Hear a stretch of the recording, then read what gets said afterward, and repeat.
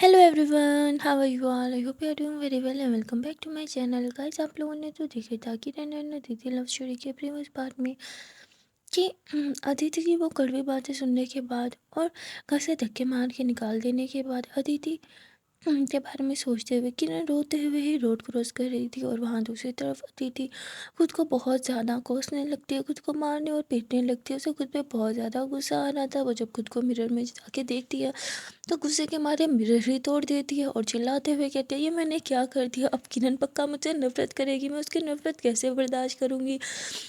ऐसे ही बहुत ज़ोर ज़ोर से रोने लगती है। अदिति इतना ज़्यादा स्ट्रेस ले लेती है कि वो रूम में ही बेहोश हो जाती है, और दूसरी तरफ रूम भी उसने लॉक कर रखा था। और बाहर से बेचारा अभी चिल्लाता है और कहता है कि अदिति, क्या तुम ठीक हो? अदिति, अदिति, दरवाज़ा खोलो, मुझे बात करनी है, प्लीज़ मुझे अंदर आने दो। पर जब काफ़ी देर तक अदिति कोई रिस्पॉन्स नहीं देती तो अभी के पाँव के नीचे से तो ज़मीन ही खिसक जाती है। वो घबरा जाता है और वो सोचने लगता है कि कहीं अदिति ने खुद के साथ कुछ गलत ना कर लिया हो। इसी सोच में वो घबराते हुए दरवाज़ा खोलने लगता है, पर उस अकेले की बस की बात ही नहीं थी, क्योंकि वो दरवाज़ा बहुत ही ज़्यादा मजबूती से बनाया गया था। तो अभी गार्ड्स को बुलाता है और फिर सब मिलके वो दरवाज़ा फाइनली तोड़ ही देते हैं। अभी जब रूम में आता है और वो अदिति को इस तरह ज़मीन पे बेहोश पाता है तो वो बहुत ज़्यादा घबरा जाता है। वो अदिति को उठा के तुरंत ही बेड पे लिटा देता है और तुरंत डॉक्टरों को कॉल लगा देता है। थोड़ी देर में वहाँ पे अभी का फैमिली डॉक्टर आ जाता है, जो अदिति का चेकअप करता है और अभी को बोलता है कि तुम्हें इसकी कंडीशन पता है, फिर भी तुम इसका इलाज क्यों नहीं करवा रहे? जिस पे वो कहता है कि मैं क्या करूँ डॉक्टर साहब, ये खुद ही नहीं इलाज नहीं करवाना चाहती, आपको अच्छे से पता है कि इलाज क्यों नहीं करवा रही। जिस पे डॉक्टर कहते हैं और फिर इसकी हताश चली जाएगी, और इतना जो पेन हो रहा है उसका क्या? जिस पे अभी बोलते मैं क्या करूँ, वो मुझे कुछ करने ही नहीं दे रही। जो डॉक्टर अभी को रूम के बाहर बुलाते हैं और कहते हैं, देखो मैंने इसका पूरा केस स्टडी किया है, मैं तुम्हारे फैमिली डॉक्टर होने के नाते तुम्हें एक अच्छा ही एडवाइस दूंगा। मेरी मानो तो तुम इसे ऑस्ट्रेलिया लेके चले जाओ, वहाँ एक बहुत ही अच्छा डॉक्टर है, वो मेरा बेस्ट फ्रेंड भी है। मैं उससे अतिथि के लिए बात करूँगा और वो तुम्हारा पूरा पूरा साथ देगा। वो वही करेगा जो अदिति के लिए बेस्ट होगा। मेरी मानो तो एक बार अदिति को वहाँ जाके चेकअप करवा लो। जिस पे अभी बोलता है कि ऑस्ट्रेलिया अदिति कभी नहीं मानेगी। जिस पे डॉक्टर साहब कहते हैं उसे अपनी ज़िंदगी प्यारी नहीं है क्या? जिस पे अभी बोलता है कि इस टाइम तो उसे अपनी ज़िंदगी बिल्कुल भी प्यारी नहीं है। डॉक्टर बोलते हैं, देखो ये लड़की जो भी है ये बहुत ज़्यादा स्ट्रेस ले रही है, तुम्हें इसे स्ट्रेस से दूर रखना होगा। जिस पे अभी बोलता है, स्ट्रेस से ही तो दूर नहीं रख सकता, मुझे समझ नहीं आ रहा मैं क्या करूँ, ये लड़की कभी मेरी कोई बात मानती ही नहीं है। अभी की आंखों में दीदी के लिए जो चिंता थी वो डॉक्टर भी देख लेते हैं और वो समझ जाते हैं, और वो कहते हैं कि मुझे पता है कि तुम्हारे लिए बहुत इंपॉर्टेंट है, इसलिए मेरी मानो तो इसे इस टेंशन वाले माहौल से दूर ले जाओ, इसे ऑस्ट्रेलिया ले जाना ही बेस्ट होगा। अभी बोलते हैं, आप सही कह रहे हैं, मैं ट्राई करता हूँ इसे मनाने की। और फिर डॉक्टर कुछ मेडिसिन वगैरह दे देते हैं जिससे टेम्परेरी अदिति का पेन तो कम हो ही जाएगा। ऐसे बोल के वो वहाँ से चले जाते हैं। अभी तुरंत गार्ड को वो स्लिप देता है और मेडिसिन मंगवा लेता है। यहाँ दूसरी तरफ वो सारा टाइम यही सोचते रहता है कि वो अदिति को कैसे मनाएगा, अदिति को यहाँ से दूर भी ले जाएगा, फिर भी उसके दिमाग से ये किरण का प्यार वाला भूत कैसे ही उतार पाएगा। अदिति चाहे यहाँ रहे चाहे वहाँ रहे, टेंशन में तो वो हमेशा ही रहेगी। वो बस यही सोचा जा रहा था। इतने में ही अदिति को होश आने लगता है, तो अभी गहरी सांस लेता है और उसे हक कर लेता है। थैंक गॉड तुम ठीक हो, तुम्हें पता है तुम मेरी जान ले लेती हो, क्यों मुझे इतना परेशान करती हो? पर अदिति तो कुछ भी रिस्पॉन्स नहीं देती। तभी वहाँ गार्ड मेडिसिन लेके आ जाते हैं, तो अभी उसे मेडिसिन खिलाने लगता है। पर अदिति बहुत ज़िद्दी थी, वो बिल्कुल भी मेडिसिन नहीं खा रही थी। अभी बोलता है, अगर तुम मेडिसिन नहीं खाओगी तो तुम्हारा पेन कैसे कम होगा? जिस पे अदिति अभी को देखते हुए कहती है कि मेरा पेन इन मेडिसिन से कम नहीं होने वाला, ये बात तुम भी जानते हो, और प्लीज़ मुझे अकेला छोड़ दो, मुझे किसी से बात नहीं करनी। जिस पे अभी बोलता है, तुम मुझे किस चीज़ की सज़ा दे रही हो? मैंने तुम्हारे साथ क्या कुछ गलत कर दिया जो तुम मुझसे इतनी बुरी तरह से बात कर रही हो? अदिति बोलती है, अभी प्लीज़ यहाँ से जाओ, मुझे किसी से बात नहीं करनी, मैं बहुत बुरी हूँ, मैं बहुत ज़्यादा बुरी हूँ। जो भी लोग मुझे प्यार करते हैं, मुझे चाहते हैं, मैं हमेशा उन्हें हर्ट कर देती हूँ। मैं तुम्हें भी हर्ट कर दूँगी, तुम यहाँ से चले जाओ और मेरे पीछा छोड़ो, मेरी चिंता छोड़ो, मैं ठीक हूँ, मैं खुद को संभाल सकती हूँ।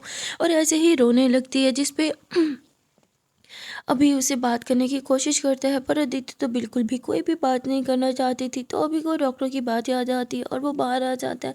अब वो सोचने लगता है कि मुझे कुछ तो करना होगा। अदिति को ऐसे बोलूँगा तो वो मेरे साथ नहीं चलेगी, मुझे कुछ ना कुछ प्लानिंग करनी होगी। पर क्या, मैं अदिति को कैसे ऑस्ट्रेलिया ले जाने के लिए मनाऊँ?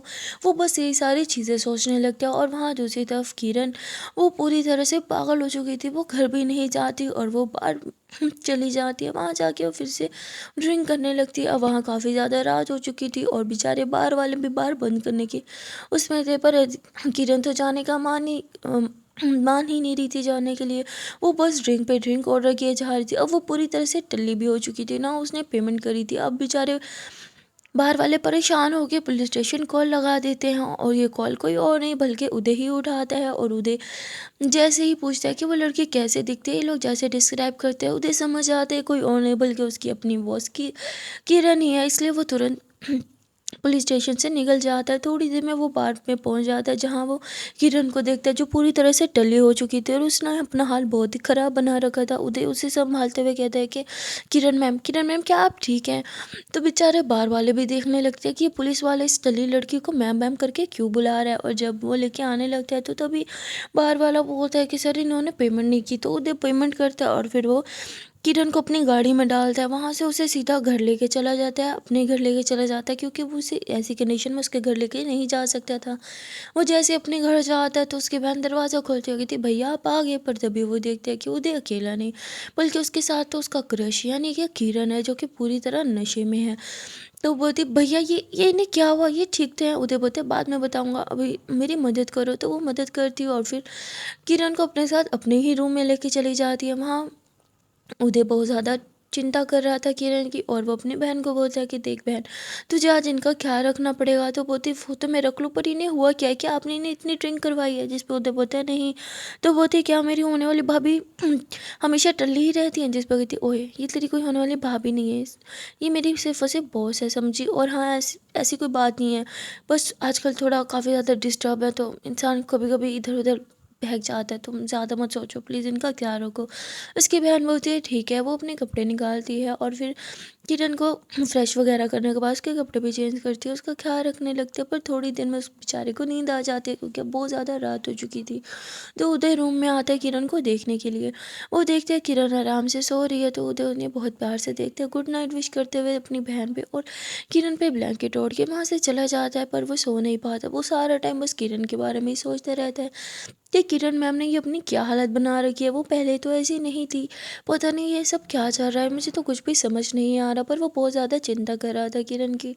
वहाँ दूसरी तरफ उदय भी चिंता के मारे मरे ही जा रहा था। उसे इस टाइम सिर्फ और सिर्फ अदिति की चिंता थी, अदिति को बचाना है, उसको परेशानी से दूर रखना है।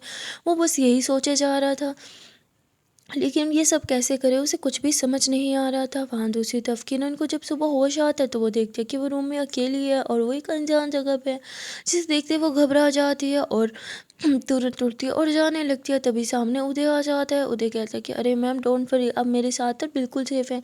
जिस पे किरण बोलती है तुम मुझे यहाँ लाए? तो बोलते हैं हाँ मैं लाया। तभी वहाँ पे किरण की बहन आ जाती है, कहती डोंट वरी, आपके कपड़े मैंने बदले और आपने मेरे कपड़े पहन रखे हैं इस टाइम। जिस पे बोलती थैंक यू, पर अभी मुझे जाना होगा। किरण चलने लगती है तो उसे काफ़ी ज़्यादा चक्कर आने लगता है, जिस पे उदय उन्हें संभालने लगते हैं। तो किरण उसे हाथ ही नहीं लगाने देती खुद को, कहती इट्स ओके मैं ठीक हूँ। और ऐसे ही बोल के वो तुरंत घर से बाहर निकल जाती है। उसने तो ब्रेकफास्ट भी नहीं किया था, जिससे उदय को काफ़ी बुरा लगता है। उदय किरण के पीछे पीछे आता कहता है मैम मैं आपको घर तक ड्रॉप कर देता हूँ। जिस पे किरण बोलती है इसकी कोई ज़रूरत नहीं है, और वो ऑटो लेती है और सीधा अपने घर चली जाती है। वो रात भर घर से बाहर थी, जिससे बेचारी की माँ तो बहुत ज़्यादा परेशान थी। जैसे किरण घर आती है उसकी माँ पहले से ही उसके इंतज़ार में दरवाजे के पास ही बैठी थी, जो उसे देख के फ़ौरन कहती है तुम रात भर कहाँ थी, क्या तुम ठीक हो? ये तुमने क्या हाल बना रखा है? जिस पे किरण बोलती माँ मैं एक पुलिस वाली हूँ और पुलिस वालों की ड्यूटी आपको पता ही होता है, ना दिन का पता ना रात का। ऐसे बोल के जाने लगती है, पर उसकी माँ को समझ आ जाता है कि इसने ड्रिंक की थी, जिस पे वो बहुत ज़्यादा डांटने लगती है। पर किरण को तो कोई फ़र्क नहीं पड़ता, वो अपनी माँ की डांट छुटते हुए और मुस्कुराते हुए रूम में जाके लेट जाती है। मुस्कुराते मुस्कुराते हुए एकदम से ज़ोरों से रोने लगती है, क्योंकि उसे सारी दीदी की बातें याद आने लगती है, दीदी की वो कड़वी बातें। वो तो किरण को पूरी तरह से पागल ही किए जा रहे थे। यहाँ दूसरी तरफ अभी ये सोच सोच के पागल हुए जा रहा था कि वो दीदी को ऑस्ट्रेलिया जाने के लिए कैसे मनाए। और वहाँ दूसरी तरफ अभी के जो मामा हैं वो अभी को बोलते हैं कि तुम इतने ज़्यादा परेशान क्यों हो? तो अभी एक एक चीज़ बताता है। अब वो ये कि डॉक्टर ने बोला कि हमें अदिति को ऑस्ट्रेलिया लेके जाना होगा, शायद वहाँ पे उसका सही से ट्रीटमेंट हो सके। पर अदिति तो मानने को तैयार ही नहीं है, मैं उसे कैसे ही मनाऊंगा? तो उसके मामा जी बोलते हैं कभी कभी हमें कुछ अच्छा करने के लिए झूठ बोलना पड़ता है। जिस पर कहते हैं क्या मतलब? तो कहते हैं कि तुम मुझे झूठ बोलो कुछ ऐसा जिससे वो ऑस्ट्रेलिया जाने के लिए मान जाए।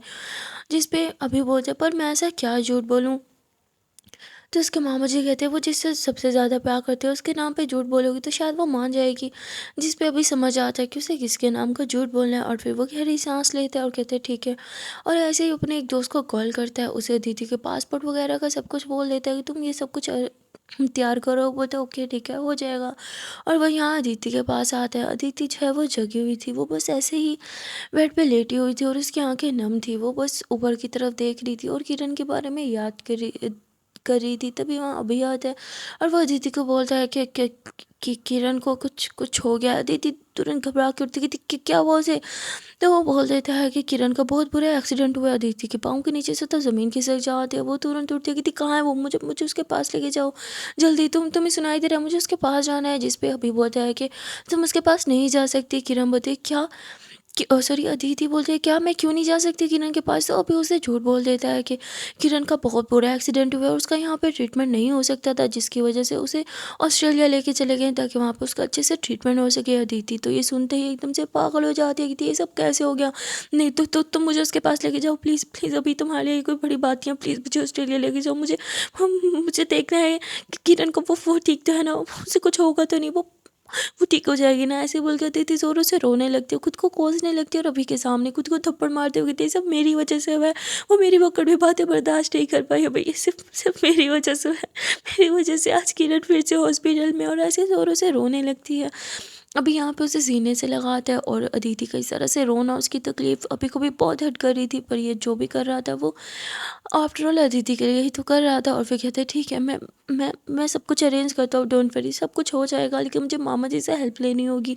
अभी ऐसे ही बोल के मामा के रूम में जाता है और उन्हें बोलता है कि मुझे आपका प्राइवेट चेक चाहिए। उसके मामा जी तो पहले से ही माने हुए थे और वो कहते हैं ठीक है तुम ले जाओ। तभी वहाँ पे अभी का फ्रेंड्स जो है वो भी आ जाते हैं। अभी के 2-3 फ्रेंड्स आ जाते हैं जिनके पास इंपॉर्टेंट सामान होते हैं, कुछ डॉक्यूमेंट्स वगैरह, और अदिति का पासपोर्ट भी। उसके फ्रेंड्स कहते हैं कि बेस्ट ऑफ लक, अभी बोलते हैं थैंक यू। और उसके बाद वो अदिति को कहता है कि चलो। ये लोग जो है वो प्राइवेट जेट में जाके बैठ जाते हैं और थोड़ी ही देर में प्राइवेट जेट उड़ान भर लेता है। यहाँ अदिति तो पूरा टाइम रोती ही रहती है, सिर्फ और सिर्फ किरण की बारे में सोचती रहती है। और वहाँ दूसरी तरफ किरण भी अदिति के बारे में सोच सोच के पागल हो जा रही थी।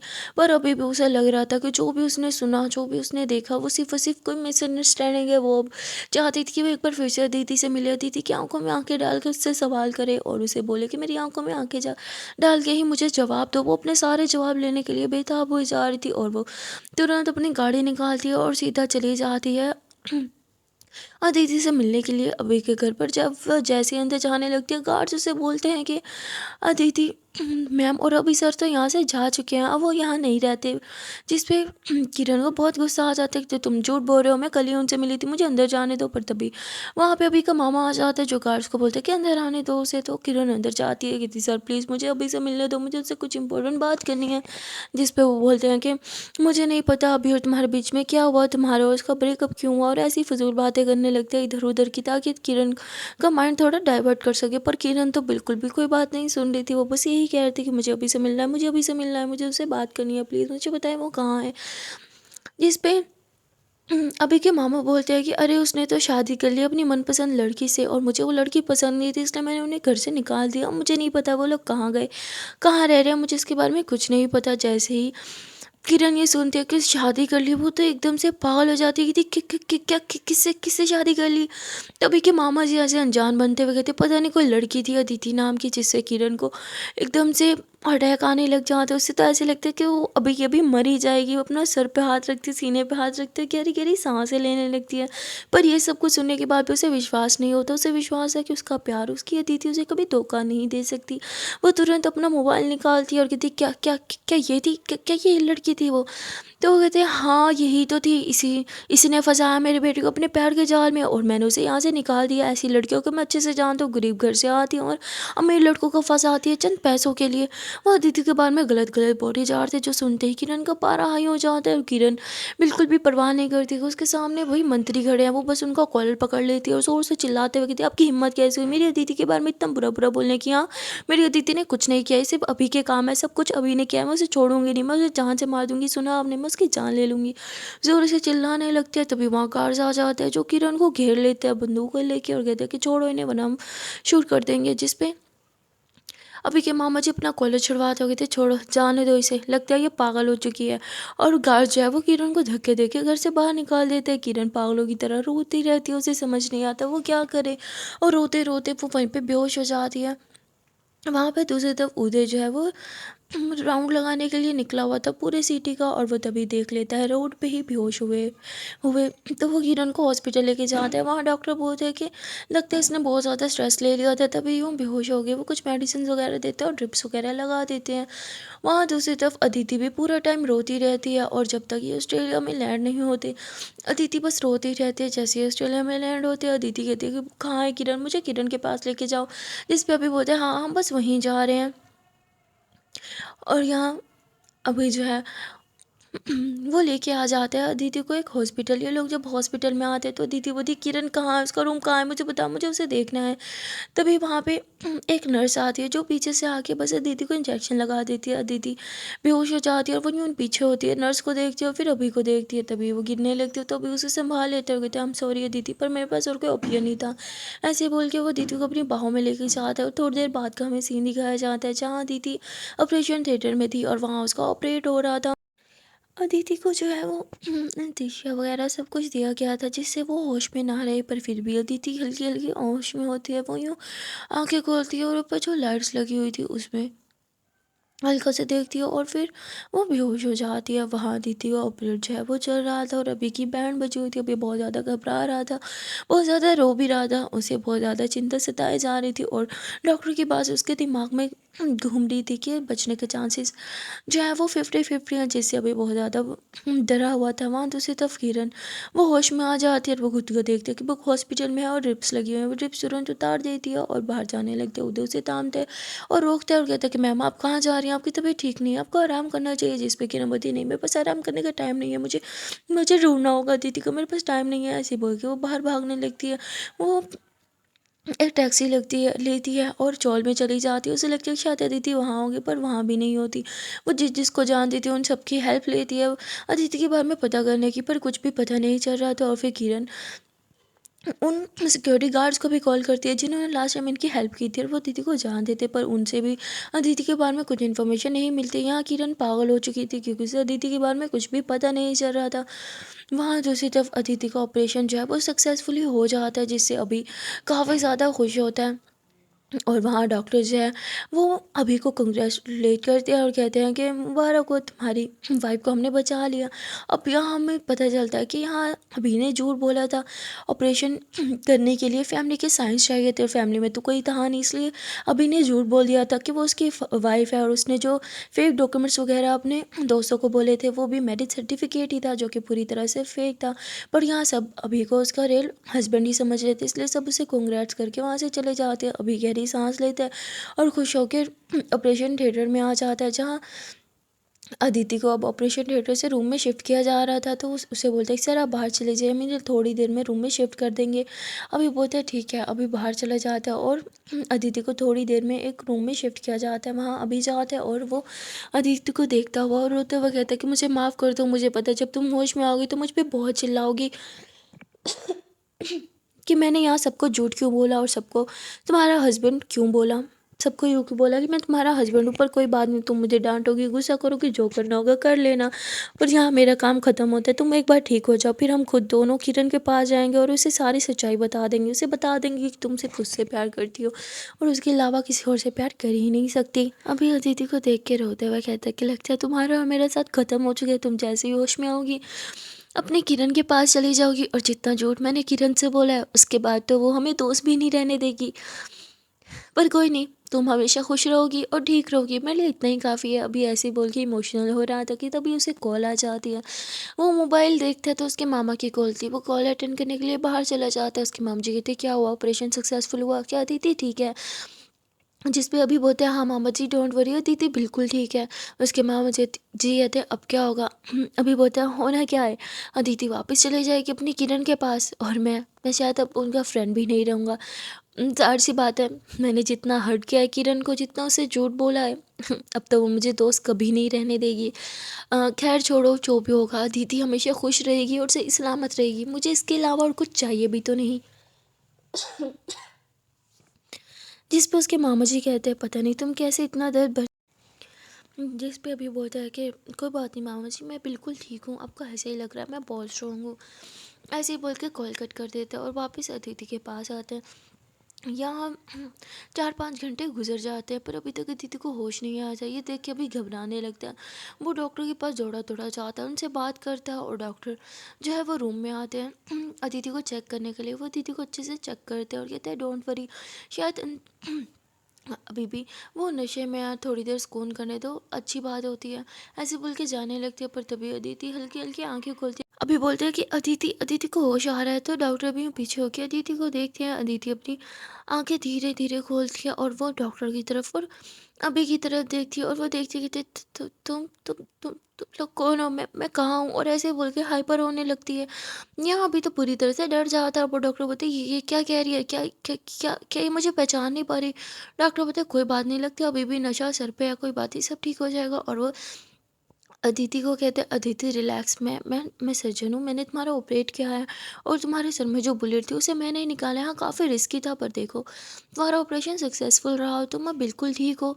पर अदिति वो इन दोनों को देखने लगती है और वो चिल्लाते हुए कहती नहीं, मुझे मुझे जाने दो, तुम लोग कौन हो। तो डॉक्टर को कुछ समझ नहीं आता और तभी वो एक और इंजेक्शन लगा देता है जिससे अदिति फिर से सो जाती है। यह अभी पूरी तरह से घबरा जाता है और वो डॉक्टर से बोलता है कि ये सब क्या चल रहा है, वो तो बिल्कुल पहचान ही नहीं रही। डॉक्टर बोलते हैं तुम मेरे कैबिन में आओ। तो अभी डॉक्टर के साथ कैबिन में चला जाता है। वह डॉक्टर बोलते हैं कि देखो उसका जो ऑपरेशन था वो काफ़ी ज़्यादा रिस्की था, तुम्हें तो पता है उसके दिमाग में जो बुलेट थी उसे निकालना कितना रिस्की था, उसकी जान को भी खतरा था। पर तुमने तो भगवान का शुक्र अदा करना चाहिए कि एटलीस्ट वो जिंदा तो है। अभी बोलते पर वो मुझे पहचान क्यों नहीं रही। डॉक्टर बोलते हैं कि लगता है उसकी याददाश्त जा चुकी है, ऐसा अक्सर होता है पर डोंट वरी, धीरे धीरे उसे याद आने लगेगा। अभी बोलते हैं क्या इन सब में कितना टाइम लगेगा। डॉक्टर बोलते हैं कि ये तो पेशेंट पे डिपेंड करता है कि वो कितनी मेंटली स्ट्रोंग है।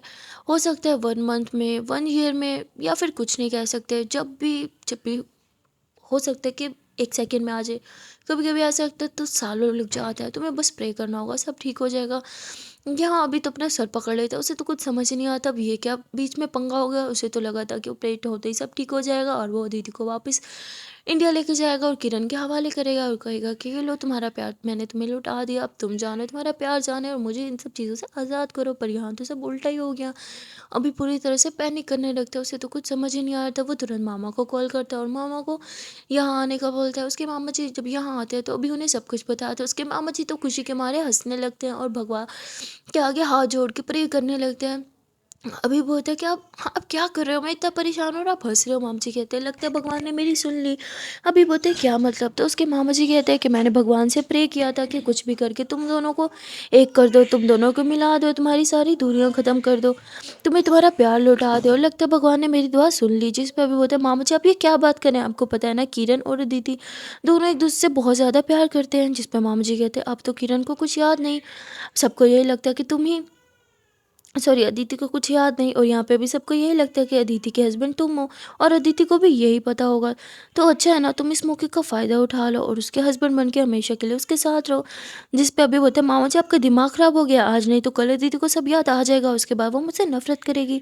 उसके मामा जी कहते हैं देख लो फिर, तुम्हें जो सही लगे तुम वही करो, मुझे तो लगता है भगवान ने तुम्हें एक चांस दिया है, तुम्हें भी तो खुश रहने का हक है, तुम ये चांस को अपना क्यों नहीं लेते। पर अभी वो कहता है नहीं मामा मैं ऐसे कभी नहीं करूँगा, और ऐसे बोल के अदिति के पास चले जाता है। वो सोचता है कि अदिति जैसे होश में आएगी वो अदिति को सब कुछ बता देगा, पर अदिति जैसे होश में आती है वो तो और ज़्यादा पैनिक करने लगती है। वो तो किसी के हाथ में ही नहीं आ रही थी, बस वहाँ से भागना चाहती थी। तभी वहाँ डॉक्टर आते हैं, अदिति को शांत करते हैं और उसे समझाते हैं कि मैं एक बहुत बड़ा डॉक्टर हूँ, तुम इस टाइम ऑस्ट्रेलिया में हो। और वे कहते हैं कि तुम्हारा हस्बैंड है, तुम्हें इससे डरने की कोई ज़रूरत नहीं है, तुमसे बहुत प्यार करते हैं और यही तो तुम्हें यहाँ लाया है। पर अदिति कहती नहीं मैं इसे नहीं जानती। अब यहाँ अभी भी सोचता कि मैं सब कुछ यहाँ बता देता हूँ, पर इतने में ही वहाँ डॉक्टर जो है वो अभी को बोलता है कि तुमने मुझे एक मैरिज सर्टिफिकेट दिखाया था, चलो लाओ दिखाओ मुझे। अभी बोलते क्या, बोलते दिखाओ मुझे। तो अभी अपना मोबाइल निकालता है, उसमें जो फ़ोटो थी वो दिखाते हैं और कहते ये देखो ये तुम लोग का मैरिज सर्टिफिकेट है, और ये देखो ये तुम्हारे पासपोर्ट की पिक, इसमें भी यही शो हो रहा है कि तुम्हारा हस्बैंड है, और तुम्हें क्या प्रूफ चाहिए। अब यहाँ अदिति अभी को देखती है और उसे देखते हुए कहती है कि क्या तुम मेरे मेरे हस्बैंड हो। अभी बोलता है हाँ हाँ मैं तुम्हारा हस्बैंड हूँ, क्योंकि हाँ अभी को कुछ समझ नहीं आ रहा था, वो डॉक्टर के सामने वो सच्चाई बता भी नहीं सकता था। तो यहाँ अदिति थोड़ी शांत हो जाती है और अब वो हॉस्पिटल से भागने की कोशिश भी नहीं करती।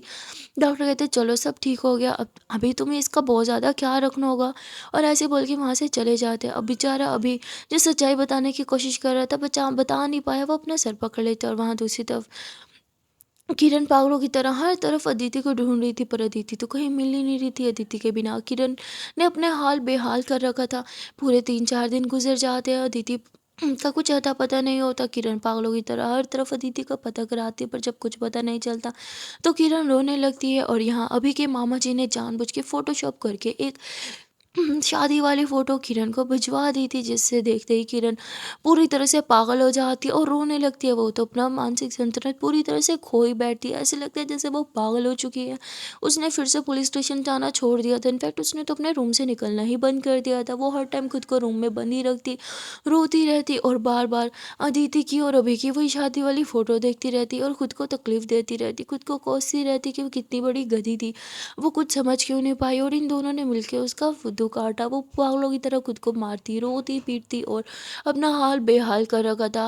अब देखते ही देखते काफ़ी टाइम गुजर जाता है। वहाँ दूसरी तरफ अभी और डेली सोचता है कि वो अदिति को सच्चाई बताएगा, पर कभी भी अदिति को सच्चाई बताने की हिम्मत ही नहीं होती। देखते ही देखते 1 मंथ गुजर चुका होता है। अब अदिति जो है वो काफ़ी हद तक रिकवर हो चुकी थी। अब ये दोनों एक ही साथ में एक ही घर में हस्बैंड एंड वाइफ की तरह रहा करते थे, पर अभी ने कभी भी सीमा पार नहीं की थी। वो हमेशा अपनी लिमिट्स में ही रहता था और उसने कभी भी अदिति को उस वे में टच करना या उसके साथ कुछ भी ऐसा ऐसा करने की हिम्मत भी नहीं की थी, क्योंकि वो अच्छे से जानता था एक न एक दिन अदिति को सब याद आ जाएगा और फिर वो अभी से नफरत करेगी। इसलिए वो हमेशा उसके साथ उसे प्रोटेक्ट करने के लिए उसके साथ रहा करता था, हमेशा उसका ख्याल रखा करता था। और हर रात यही सोच के सोता था कि अगले दिन वो दीदी को सच्चाई बता देगा, पर अगले दिन वो बताने की हिम्मत ही नहीं जुटा पाता। वहाँ किरण ने अपना हाल पूरी तरह से खराब कर रखा था। अब देखते ही देखते 3 मंथ, 4 मंथ, 5 मंथ, इनफैक्ट पूरा का पूरा 1 ईयर गुजर चुका होता है। किरण की हालत देख के उसके परिवार वाले बहुत दुखी थे। अब सब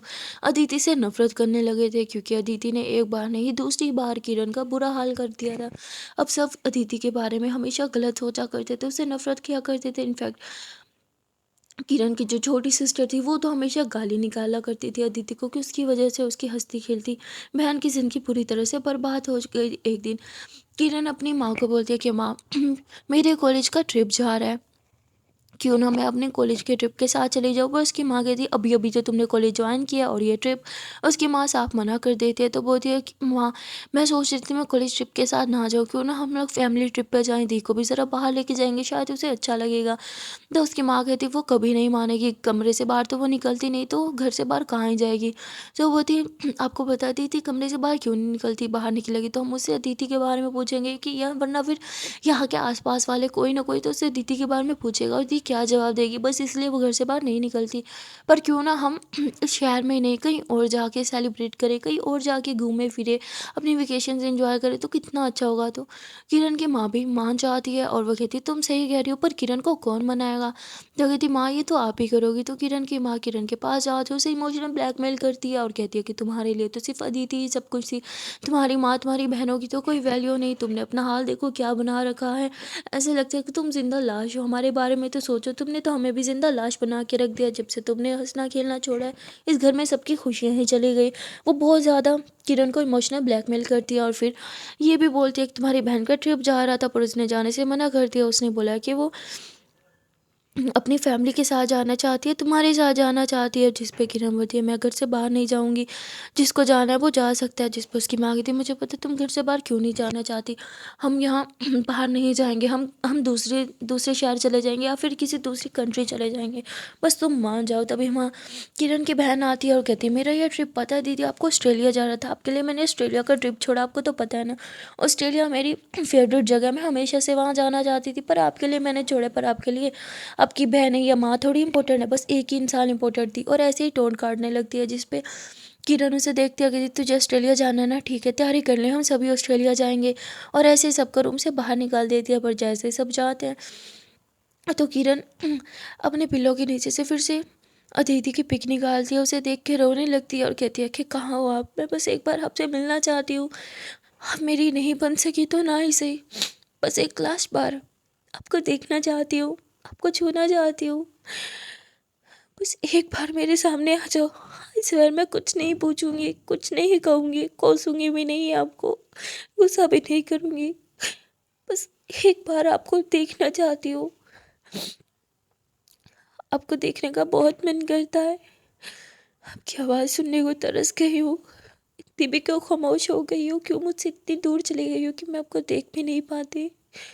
किरण ऐसे ही बहुत ज़्यादा इमोशनल होती है, काफ़ी देर तक रोती है। और वहाँ किरण की माँ और बहनें तो बहुत ज़्यादा खुश थी, वो तो ऑस्ट्रेलिया जाने की तैयारियां करने लगती हैं। और यहाँ किरण भी ऑस्ट्रेलिया की अब लिए अब मान गई थी, तो उसकी माँ भी रूम में आती है, उसके सामान वगैरह पैक करने लगती है। और 2 दिन के बाद ही इनकी फ़्लाइट थी।